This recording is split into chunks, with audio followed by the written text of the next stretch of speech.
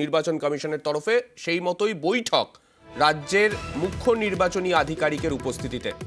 জেলা শাসক পুলিশ সুপারদেরকে নিয়ে বৈঠকে রাজ্যের মুখ্য নির্বাচনী আধিকারিক।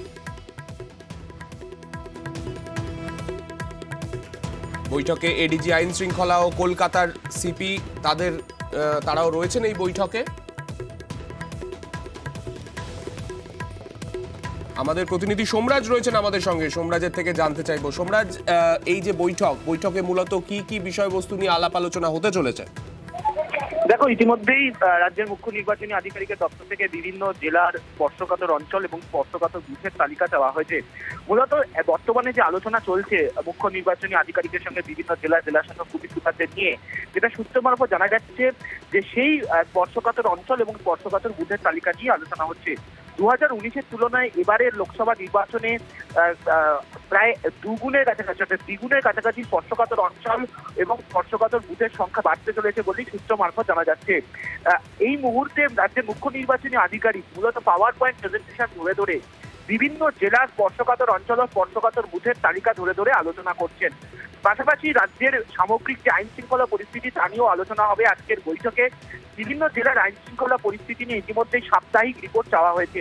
সেই সাপ্তাহিক রিপোর্টকে এবার প্রতিদিন হিসাবেই যাতে রিপোর্ট পাঠানো হয় সেই বিষয়ে আজকে নির্দেশ মুখ্য নির্বাচনী আধিকারিক দিতে পারেন।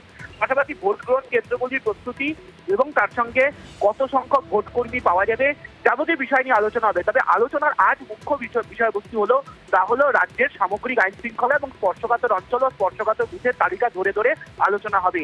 আগামী সপ্তাহের প্রথমেই অর্থাৎ 3রা মার্চ রাজ্যে আসছে জাতীয় নির্বাচন কমিশনের ফুল বেঞ্চ।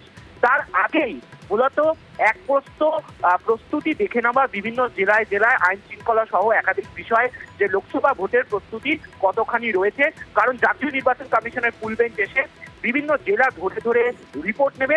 তার আগেই রাজ্যের মুখ্য নির্বাচনী আধিকারিক সেই রিপোর্ট নিয়ে আলোচনা করছেন এবং মনে করা হচ্ছে আজকের এই আলোচনায় কত সংখ্যক বাহিনী কবে মোতায়েন করা হতে পারে তার একটা ধারণা আজ দিয়ে দিতে পারেন বিভিন্ন জেলার পুলিশ সুপারদের লোকসভা ভোটকে সামনে রেখে। বেশ, ধন্যবাদ সোমরাজ। আর এই লোকসভা ভোটের আগেই বাংলা সফরে নরেন্দ্র মোদী 6 দিনে 3 জনসভা করবেন প্রধানমন্ত্রী। বাংলা থেকেই